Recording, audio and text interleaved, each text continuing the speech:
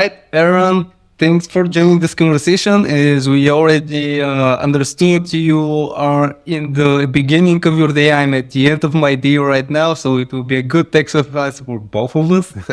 Thanks for joining this conversation once again. One of the Yeah. reasons I invited you is obvious because of your vast experience as an author, where you're really familiar with the hero's journey, with storytelling, and the goal of this show is to familiarize myself and the audience with the hero structure, what we go through, like what could be also beneficial for marketing campaigns, storytelling as a whole.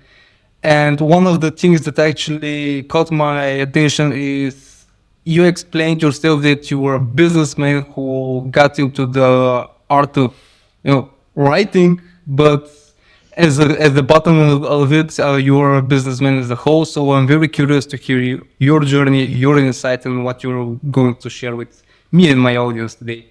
Yeah.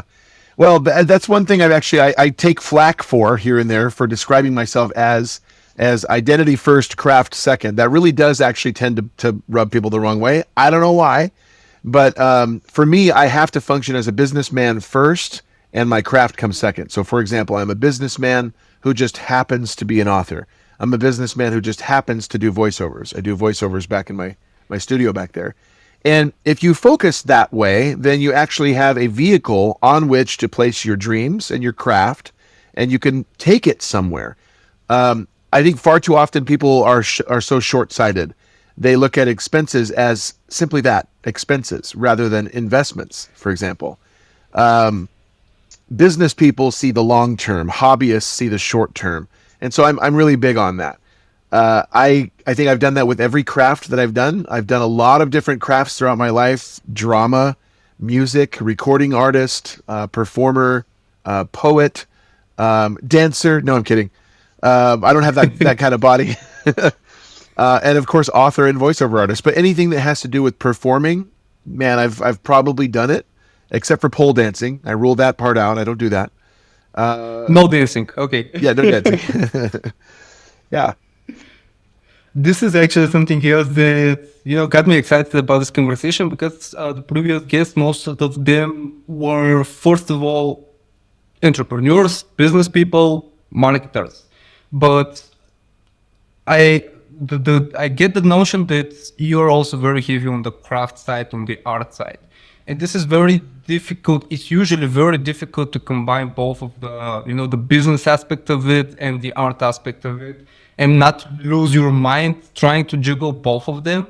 Right. And actually, I have another first question usually in the script, but how exactly do you manage to find the balance between the business mindset and the art mindset?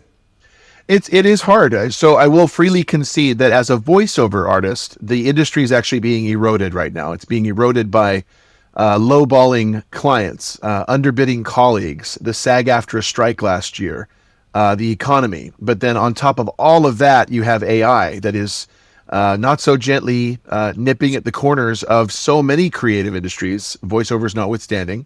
And so voiceovers, it's been taking a beating anyway. However, I've been kind of also beating my voiceover career by putting it a little off to the side and focusing so much on writing these books because I love these books and I love telling stories and I love putting these stories together. And then when it's done, you look back and you go, wow, look at this. From start to finish, I've created an epic odyssey. I'm really grateful and really proud of that. But the focus that it requires, you can't do everything at once. You're not an octopus. You can't spin, 8 different plates at once. So it becomes time management. It becomes focusing on the long-term goals and the end goal, the end game rather.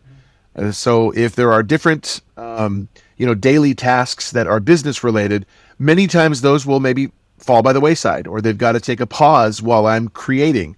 So it's not a 50-50 split ever. There are days where I'm more inspired than others. So there are days where it's more drudgery than others, where I'm just going through the motions of marketing and administration and goal setting and all that stuff and money management. And then the other days where I'm just a creative juggernaut and I cannot be stopped. And that was the case over last week where I I put everything aside and I just finished writing this novel Forecast and released it last week. I had to get it done.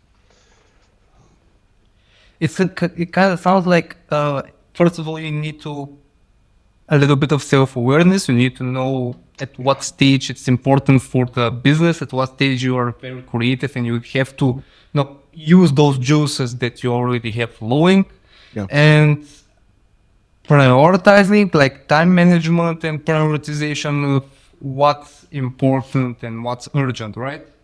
Yeah, well, I think where a lot of creatives suffer is they lack the business acumen or the time management or the attention to a schedule and goals. And so all of those things are very left brain. They're management oriented, so they're left brain.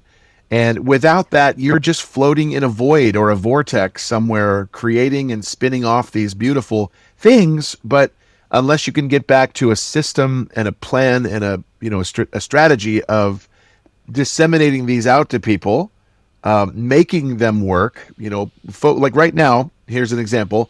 I've got you in one window, and we're talking about creative things and about being a storyteller and business.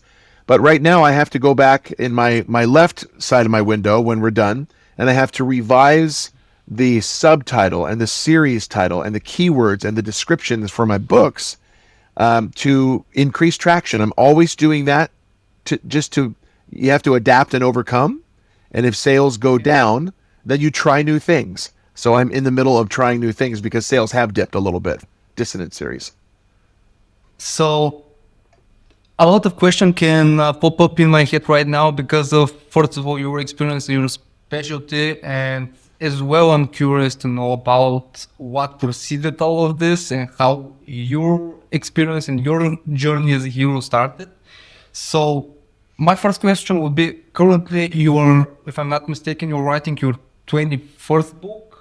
I'm actually working on the 22nd and 23rd right now. Okay, two ahead of me then, from what I know.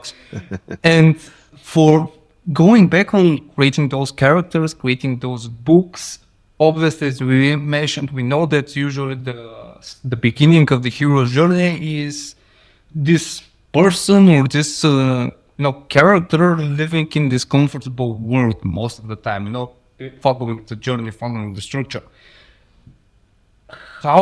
What's your thought process when you start thinking of those characters and start creating those characters? Well, so there's two different trains of thought for authoring, and people don't really largely fall into one or the other. You can be both. It's not such a high compartment separator where it's unscalable and you can't drop over to the other side. I am both, but I'm primarily a pantser. So the planner is a writer who dots all their I's and crosses all their T's, and they have everything bullet pointed listed out. The characters go here, and then this happens, and then they go there, and that happens, and he meets her, and she falls in love, and she leaves him, whatever, and ... A story of life, right? So that's the planner side of it that just has everything all mapped out. I don't like to work that way. I think art imitates life, and I think the way, as a parent in particular, you see my two little boys back here. I've got an 8 and 5-year-old boy. That sounded weird. I have 8 and 5-year-old boys, and my life is never cut and dry, organized exactly how I want my day to go. The boys mix things up, and they fall and they bonk their knee, or they break a window, or they're sick and they throw up, and I have to clean it up. It's little things like that. So there was I think it was a Russian, I can't remember his name, a Russian author who said, the goal is to get your protagonist up a tree and throw rocks at them and see how they handle it. Okay, this is good. That really is, you throw them into a quandary, and then how they get out is the story. So a pantser likes to let the characters lead me. I like to let the characters lead me, and they go where I think they maybe should go. But you kind of get an innate sense as you're writing of where these characters are supposed to go, and I'm gonna throw things in their way every once in a while that just happen to pop into my head. A flat tire, for example, and those types of setbacks really reveal the character of the protagonist. How they handle it reveals their character. And that is part of the hero's journey, is going from zero to hero or someplace to hero. You find out about their character arc all the way as they learn about how they are supposed to, overcome obstacles and survive. So this brings me to the next question. Like, when you rewind the tape a little bit back in the days, so what I heard and what I learned about you is, in America, as within the movies, usually the first job is as a paper boy on the paper route. Here Yes. in Bulgaria, usually, especially if you are living on a coastal city, on a tourist city, you start with working in a restaurant as a busboy, picking up tables. Those initial journeys with those tough and somehow rewarding jobs. Yeah. My question is actually, when you go back to this point of time, do you remember, were you a planner at this point, or were you a No. passer? Did you have your future outline? No, I didn't. I mean, when you're asked as a little boy what you want to do when you grow up, in fact, I just asked a boy at our bus stop this today, and he answered investment banker. And I'm like, back in the '70s, if somebody had asked me that, or the '80s, I'd be like, what the heck is that? I think you have these grandiose and these super glossed over, idealized careers like doctor, like lawyer, like banker, that are presented to you by somebody who's maybe already doing them, or you've heard stories about them as a child. I did start as a paper boy. I did work at Dairy Queen, so both Bulgaria and America represented right there. I was waiting tables, and we don't really do that at Dairy Queen, but taking orders and cleaning and bussing and all that stuff. I kind of just felt my way through, and I need a job, and so here's a good job that I could do. And frankly, I love I'm a voiceover artist. I should be able to say this word, trajectory. I love that the trajectory, it's a hard word, Yep. was all over the place. I love that it was a seesaw. I love that, and this is a true story, in 3 years or 2 years of my life in the early 2000s ish, I had 14 different jobs. I tried 14 different things because I was unsatisfied. And it revealed to me that I don't like working for someone else's dream. All around me, this is my dream. And if I was to pan this camera over this way, you would see, Lord of the Rings keepsakes and Transformers and Aliens and all kinds of different things that are toys or books that represent the creative side of me. And the creative side needs to have freedom to go where it will. So I've always been a creative, and I've always just kind of gone where I feel like I need to go. Not really with any. This reminded me of just a random fact. I know one of my personal favorite authors is Robert Greene, and I might butcher the number of jobs that he had over the years, but it's something alongside 50 or 80 different jobs. He was the same way, not being able to actually fit in one workplace, or finding his so-called purpose, if you want to say so. But I guess this is a trait for highly creative people who have a lot of juices, as they call them earlier, to put on a white paper and actually express themselves properly. Yeah, I think that's very true. One of the things about a creative is a creative really can't be contained. I have to, or restrained is maybe perhaps a better word. I have to create. And in a job that is, no offense to anybody who has the jobs or the type of jobs that I had that are perhaps menial, assembly, standard labor, to each their own. Everybody functions a different way, and I'm wired this way. It's really hard for me to clock in, clock out, to show up and work for someone else's dream when my dream is sitting over here calling me, and I can feel it, I can taste it, it's in my bones. So that's a really hard trade-off to go, okay, dream, you wait here. I'll be back in 10 hours, tired, but I'll be back in 10 hours, and maybe I'll do, chip away at you some more. I really have to create. That's an inner compulsion. Then correct. great observation here, and actually brings up two questions. So first of all, did you have any moments and any situations where you actually you had to work for somebody else's while you're working simultaneously on your dream? Did you manage to juggle both of them, or did you have to, focus only on your dream? And actually, the second question was, as a writer, as creating those characters, did you ever thought that, or did you put the lens on your life as a character, on your experience, to try to see your life as an author and check the hero's journey for yourself? Yeah, no, those are both great questions, and I wish I'm going to try and find this quote here that I posted yesterday in a group on Facebook that I manage. I loved the quote because it says, oh, here it is. Jorge Luis Borges said, "A writer, and I believe generally all persons, must think that whatever happens to him or her is a resource."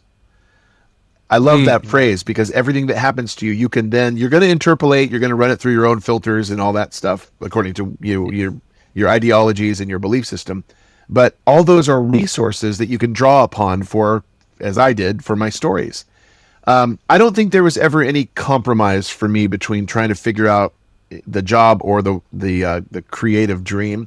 I was doing the job as a child growing up, and then in my early 20s and early 30s. And then finally I switched. I made the clean break from the 9 to 5. And in 2007, I went full time as a multimedia production company. It was graphic design, video production, videography. Unfortunately, I got trapped in the bottomless pit called wedding videography. Never again. But the whole thing gave me a huge sense of purpose, a sense of ownership in that this was mine and nobody could take it away from me. And then while I was doing that, I was not doing authoring as much when I became a voiceover artist full time in 2016. That's when I started writing books again, and they were largely satirical or business based.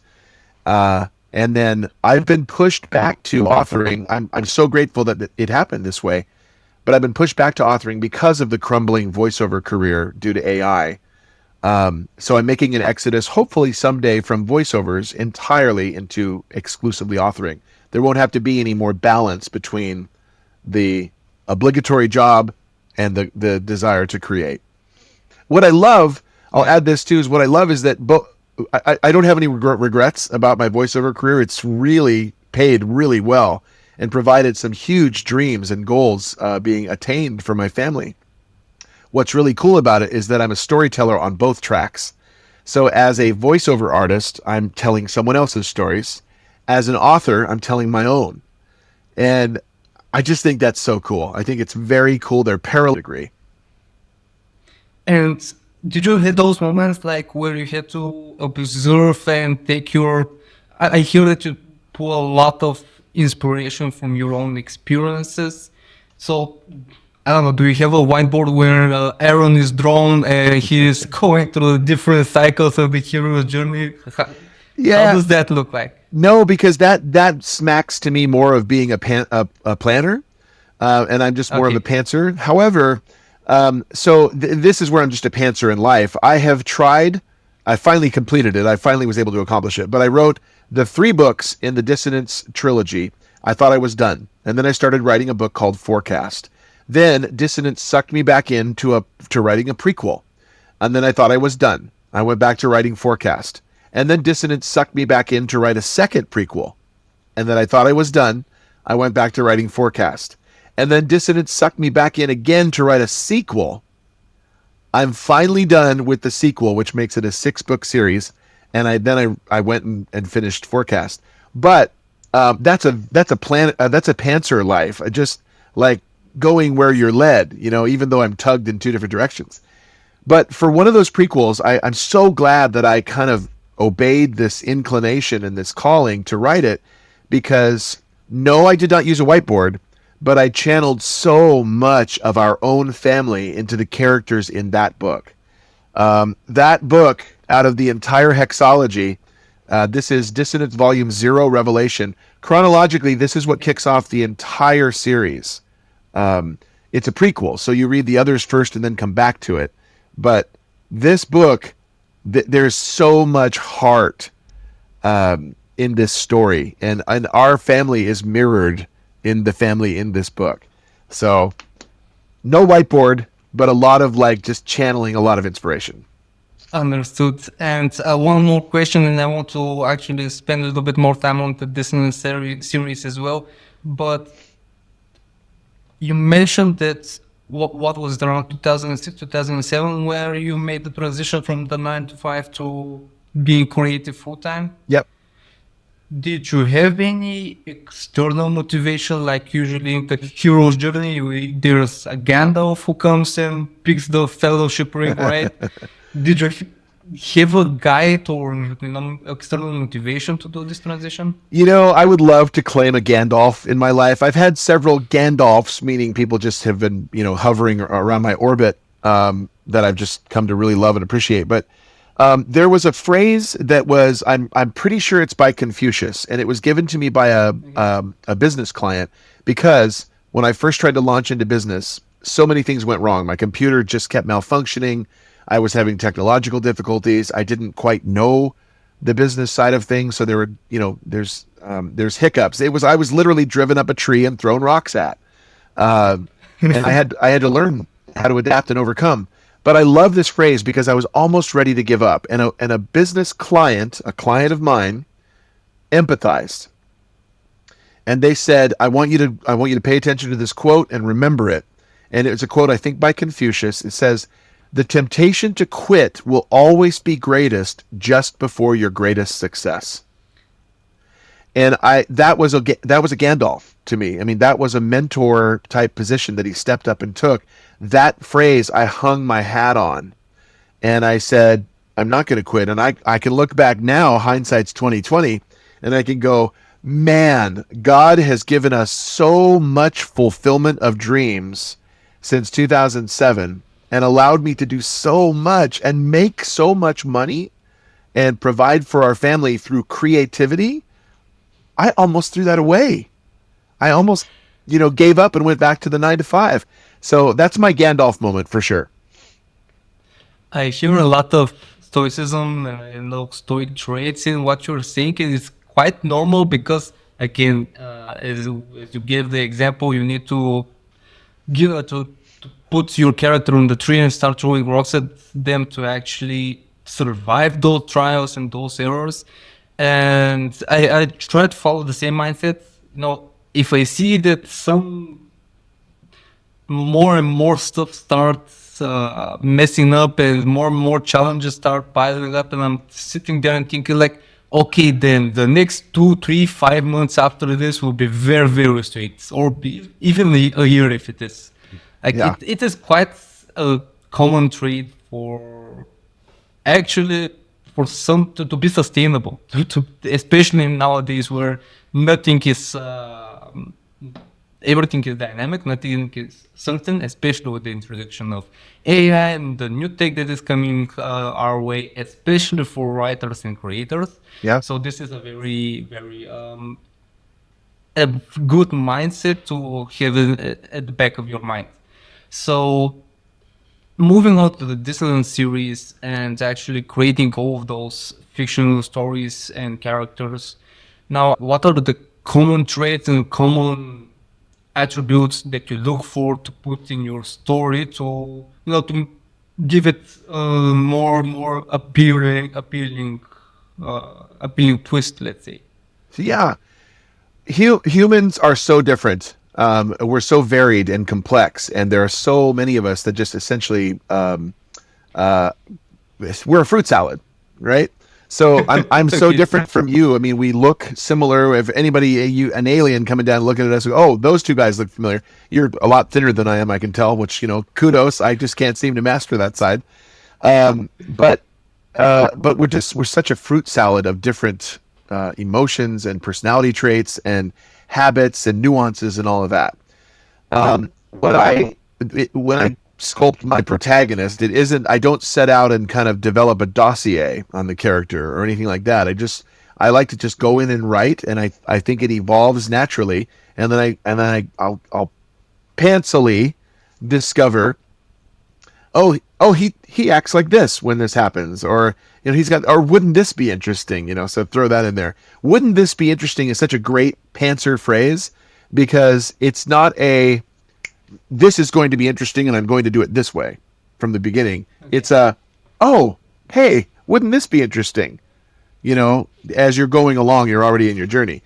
So I think in both cases, both for Jet Shipley in the Dissonance trilogy, the first three, as well as Roland Bishop, who is the protagonist of the Forecast novel I just completed, I think they're both very cynical. Cameron, much more so. I am a cynic. I don't just accept everything at face value. I'm a cynic. It's very suspicious. And I mean, not very all the time, but I have my cynicism traits. I think there's battles that Jet has that, boy, do those, they just, the truth hurts. So those battles that he experiences, man, they smart. I feel them right here because I struggle with them. So I think it's taking some of your own personality and injecting it into a protagonist every time, or an antagonist. I'm trying to uncover here with this question, this thread that I'm trying to pull here, going from my marketing experience and the campaigns that we've worked on and what I've studied, right? Usually campaigns and brands that go viral follow some certain traits. Number one rule is to make sure that it resonates with your audience. Yeah. To make sure that it sounds human. It sounds like something that's, oh man, this is so obvious.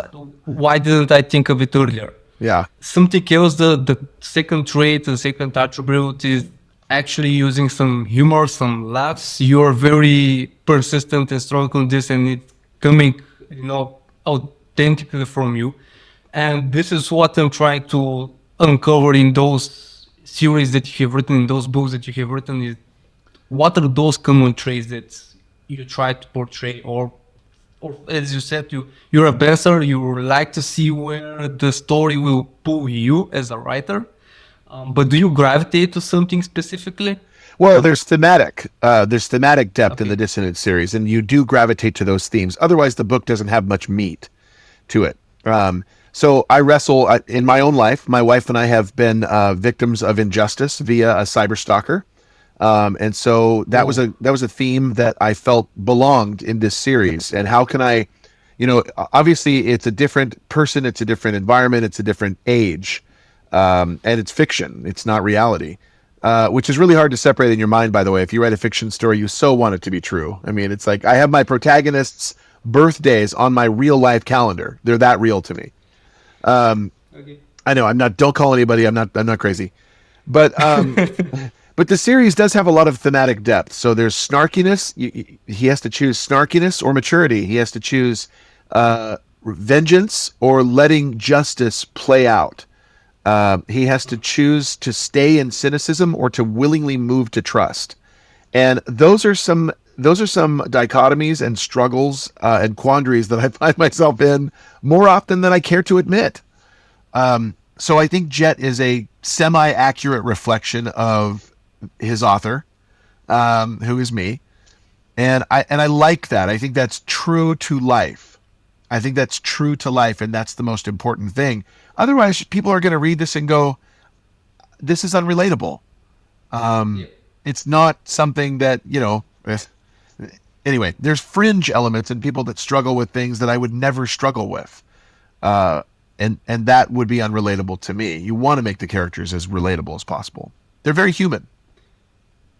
And that's, now that you're saying it, it's one of those things that sounds obvious, because even when you write it and if you want to read it, you want to get this, you want to get excited. You want to get to know more about the character that you're writing. You can also say that these are your children that you're writing those. Yeah. And because obviously you are pulling threads from yourself and from your experience and from your character.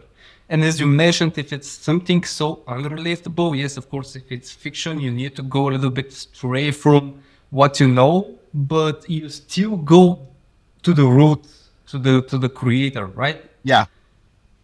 Yeah. You and Absolutely. meshing just a creator now.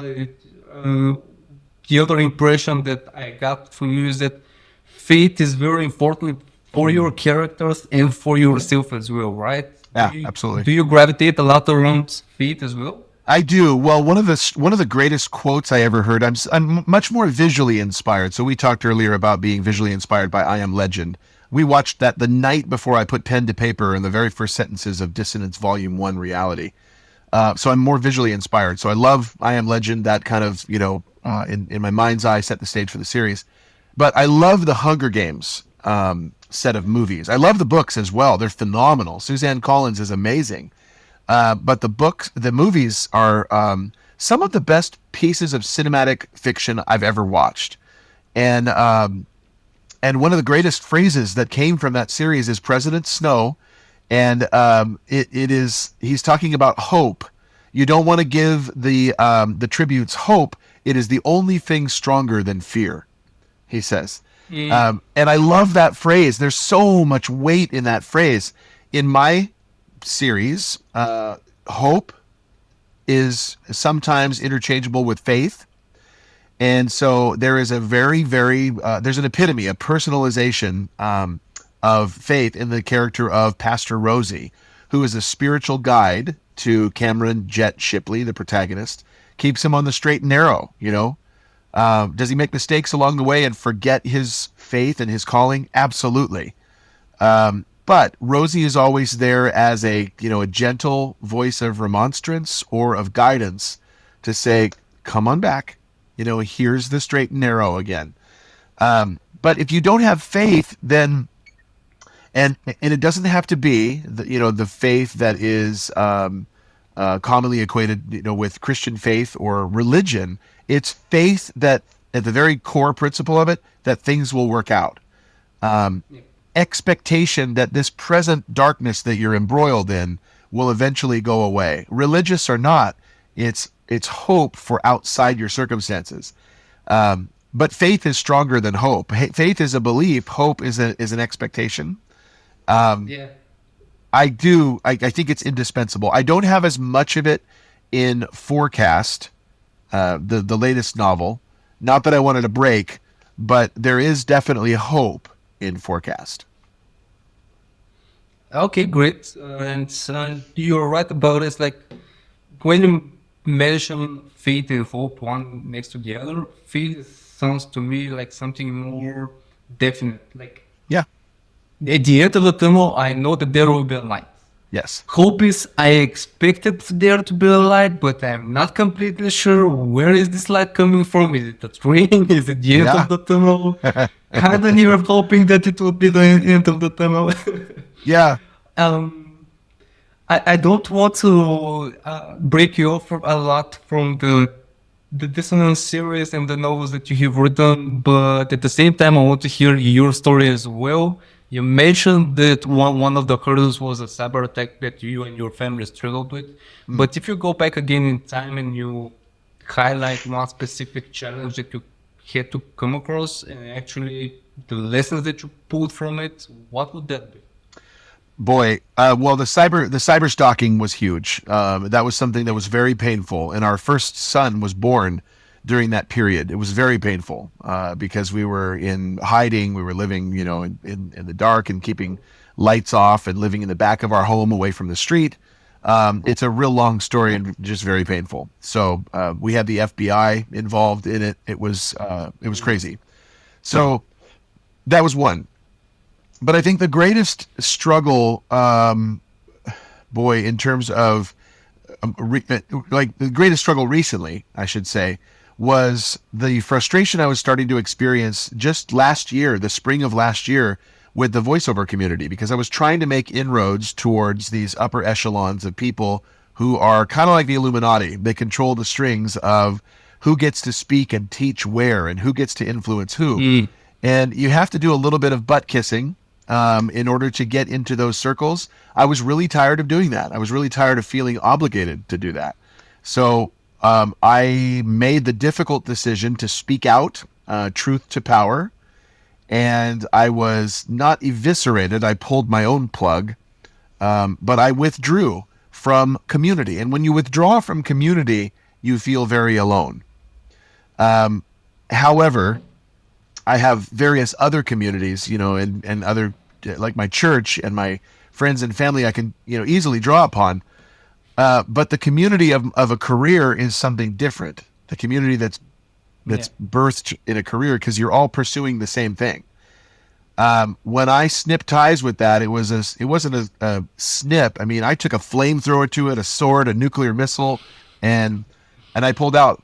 It became the very best thing I've ever done in my career, because it turned into a wellspring of creativity. It birthed a return to music last year and resurrecting some old CDs, and performing. It birthed authoring, which has led to now 12 books being published this year, some of which are older repackaged material. And some stuff I've never published, but I've always had. I just wanted to, make it available. And new ideas coming to me all the time, and a sense of purpose and forward momentum. That I was floundering in my voiceover community because it was very toxic. I wasn't getting anywhere. Now, after having pulled out, I am getting everywhere I need to be. I'm so grateful for that. Oh, on each episode, when I start talking with the guests, and once we start diving deeper into some specific stories, I always think that the episodes will need to go for 2, 3, 4 hours, because I just want to pull more and more on different threads. But at the same time, I want to respect your time and your schedule as well. So, what I want to move from this topic into the next part of the journey of your specific hero journey, and something that I try to uncover for each guest. Now, spoiler alert, I heard a couple of the episodes that you already recorded. I think the most favorite story that you have is Aliens, James Cameron's Aliens. Yes. And this is usually the last question that I ask my guests, like, what is a specific story? It could be from your childhood, it could be a fictional story that's, when you're stuck in this void of no inspiration and no imagination, where do you go to inspire yourself? So besides Aliens, what are the stories that you surround yourself to actually get more motivated? And I understand that from the last year, one of the events actually was a trigger for a lot of inspirations, right? Yeah. It was just, it basically peeled off Pandora's box, peeled the lid off the box, because not that chaos and mayhem ensued. It was such a wellspring of creativity ever since then. So I have no regrets.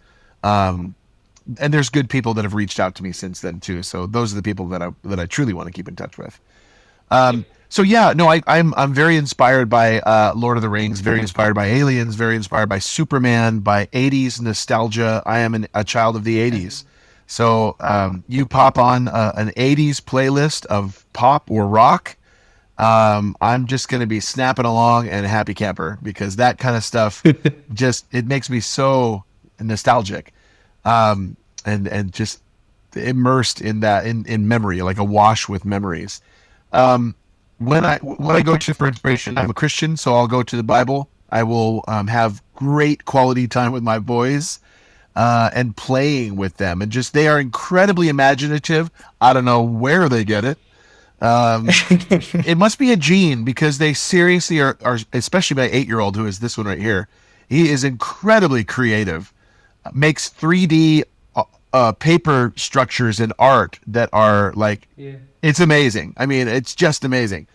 So, time with them, going places, getting away, untethering, and just getting away to, like, we went to Hawaii, went to the island of Kauai this summer, and we've all been there before. Such a great place to get away. But I really, you said it. I will often lose myself in creativity by putting on a movie that I love, and Aliens is a huge example of that. Or the Hunger Games trilogy, or a good TV show like 24, just going through those, and Friends and Scrubs, going through those episodes over and over again. You lose yourself. You lose yourself in the story. These people are so real. They become so real to you. So, for example, Matthew Perry, when he died last year, we were in Disneyland, and it was like, oh my gosh, this was my friend. Like you've known him for years, right? Yeah, he's in my living room, every night for however many years, and it was just like, oh, it's such a weight, to carry, and to kind of just the incredulity of it. You really have to shake it off repeatedly and try to move on. But I'm very inspired visually, so if you plop me in front of something that's just going to suck me in, like it has a good story, I'll stay there for a while. Very comfortable. They definitely resonate with this, and Friends is the specific example. Like here, it's they played it on on the TV shows back when it launched. Let's say 2005, 2006. We just started receiving some TV channels, paid TV channels. We started watching Friends, and we actually grew up with those people. And Yeah. nowadays, if it's not running on the background, it's kind of like it's silent. You might not even want to watch it. You have memorized all of the lines, all of the episodes. Yeah. My fiance, I envy her for this because she often forgets. She might watch it 3, 4, 5, 10 times the episode, but if she doesn't watch it for 6 or 7 months, then she'll start cracking all of these jokes all over again. So I envy her for this. They stay with you. They're all memorable lines. They stay with you. And I want to finish this episode just on a lighter note. And I'm curious, you mentioned your kids are very imaginative and creative as well, especially in this age, 5, 8, 10. I understand this is the most imaginative kids are. But do you have any specific creative exercises or creative, games and moments that you do? We will do things. Yeah, we'll have different activities and stuff like that. But Brennan, my 8-year-old, and Asher is my 5-year-old. Brennan doesn't need any stimulus. His mind is going 24/7. He has difficulty listening as a result, and I'm very familiar with that. As a child, your mind is in the clouds, and you're thinking about fantastical situations and superheroes and battles and whatever. I understand that, implicitly. Asher is much more grounded and much more left brained. I love how that works out. I don't know how it works out, but I just love how they are completely opposite from each other, but they love each other. And it's just so funny. Like, how do you plan that? Honey, let's have an intelligent one this time. No, let's have a creative one. We don't plan that. God plans that. Yeah. So it's amazing to me. Brennan does not need any priming of his pump at all. It is crazy, insane, the things that he can come up with and where his mind goes. But we do, creative things all the time. In fact, I came up with a game around Halloween that was called, Halloween Monster.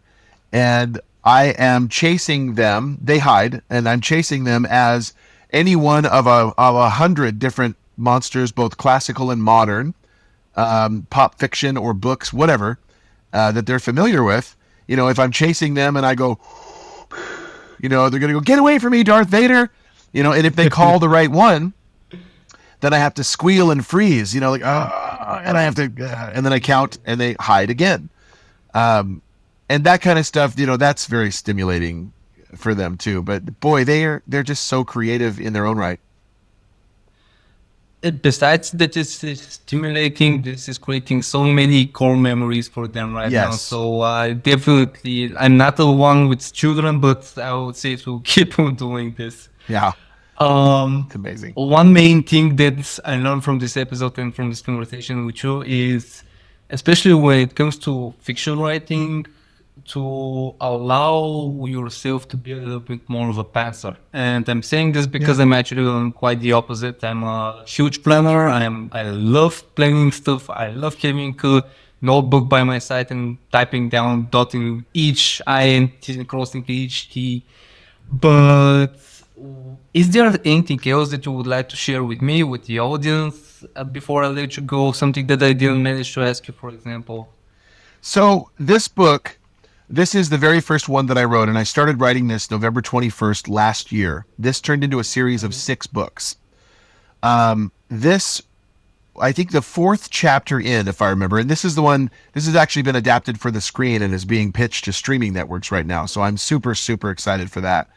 It has a different cover now. It's an alien on the front, but the 4th chapter in, I became aware, I remember sitting back and going, whoa, there's a bigger story here.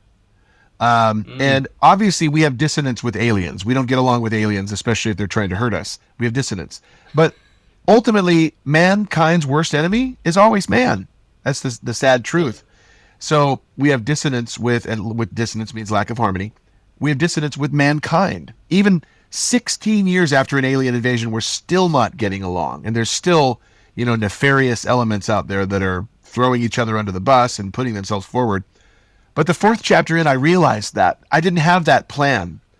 The 4th chapter in, I just went, whoa, whoa, whoa. And it was just a series of epiphanies that turned into this, and this, and this, and this, and this, and the 6th one. Oops, did I do something there? And the 6th one that's coming.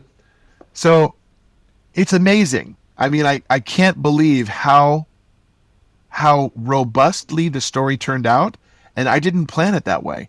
But if your thing is planning, granted, there are some things I knew I needed to do and to cover and all that, but how the characters got there, I wanted to let them thread their own way to it. Writing is the most exciting and fulfilling pursuit that I've ever done creatively. And it leaves a legacy as well. I love creating things that leave a legacy. So by all means, if you have the chance to do it, even if just once, do it. It's amazing. I'm so happy that you are ending on this note with the legacy, because I also have this mantra: if you want to create and write something, write it in a way that your children, your grandchildren, your great-grandchildren will be proud that you have written this and say, hey, my grandpa wrote this back in the days. I love this book. I love this LinkedIn post, even if it is. So legacy is very important. You may have asked me that question as one of the very first qualifying questions. I look back and I've always been a storyteller in every single sole entrepreneur pursuit and career that I've had. Wedding videographer creates legacy for their wedding clients. Corporate videographer creates corporate videos that leave a legacy. I've been a recording artist and a performer making CDs and performances that have been captured on video. I'm a voiceover artist. My voice is floating out there for different projects and products and stuff, and from years ago, still out there. I've created slideshow videos for clients who have lost someone to death or whatever else as a memoriam project to them. I'm writing books. Every single career that I've had has been about storytelling, and it's so cool to leave that legacy. I actually, as a dad, have a journal for my boys that I've written nearly every single day of their lives. I've missed several along the way, but since May of 2016, I've kept a journal that is, I don't know, it's pretty thick now, but I type a little bit about their day and who they are and what's happened and what's going on in the world. And I can't wait to give them that legacy when they're 18 and see the story of their lives as seen through my eyes. Do they know about those journals? No, they don't know yet. They don't know. I don't know that they would necessarily understand, at 8 and 5, but yeah. At this age, yes, but I'm assuming once they get a little bit older, they will definitely cherish something like this. Yeah. And being able to go back to those moments and just relive them through your words. They're gonna read it and go, oh, I remember that. You know, it's just going to be great. I want them to know that all of these days, Daddy's mind was on them. Daddy was thinking about them. And what was important to them was important to me. So there you go. Man, I love how we're ending this episode. It's very nice, very nice. Aaron, again, I can go on. It's a lot of pleasure to speak with you. It's a very delightful conversation. Yeah, you too. But I'm going to let you go at this point. And thanks for joining this episode. And it was a lot of fun, very insightful as well about how you can approach storytelling, especially in fiction. This is something, it's a breath of fresh air because I'm usually more focused on the non-fiction stuff. As I told you already, I'm a planner, I'm a more organized person, but having this side of creating an art is very, very refreshing as well. So thanks a lot for this conversation.